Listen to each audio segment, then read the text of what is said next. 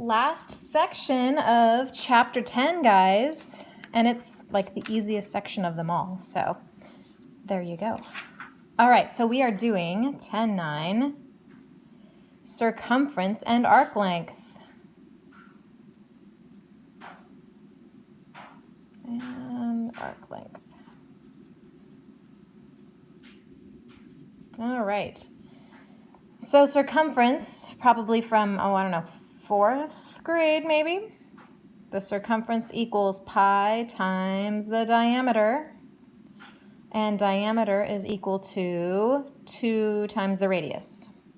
So you could also write circumference as 2 pi r. So either of those works, depending on the information you have. Okay. And so that's our circumference. Remember, circumference is if you're going to walk all the way around the circle, how far would you go? So that's your circumference. Arc length is if you said, oh, I'm just going to walk from A to B. How far would you walk? So you need to know the entire circumference, and then you need to know which fractional part you're dealing with. So an arc length,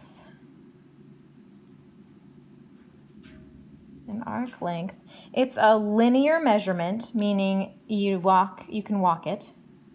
It's not like area where you would put paint on it. It's a linear measurement. It could even be turned into a line, like you could snip it out and then straighten it out.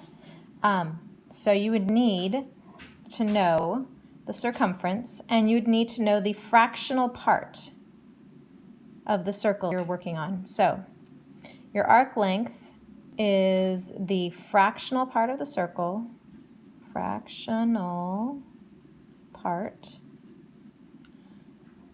of the circle times your circumference.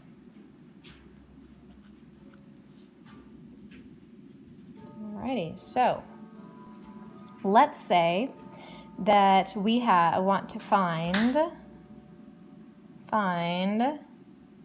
the arc length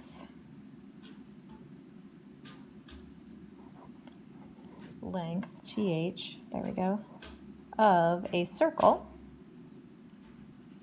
with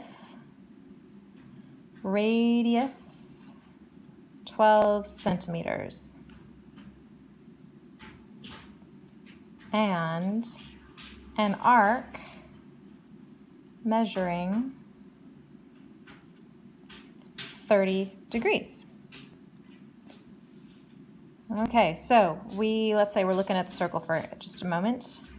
We have a radius of 12 centimeters and the arc measures 30 degrees. So we'll say that it's like there-ish. So that's 30 degrees, which means that the arc measures 30 degrees.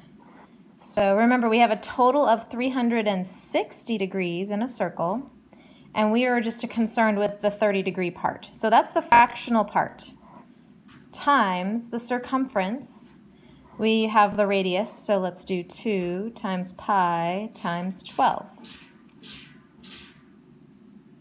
That sound is my oldest child playing the rubber band. Okay, so then let's see, that'll be 2, I'm going to reduce here. Should we go 12 into 360? Sure, let's do that. 12 goes into 360.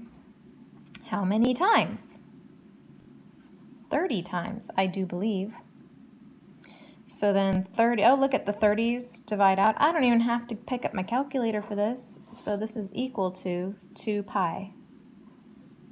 All right, we're just going to leave it in terms of pi. Oh, centimeters.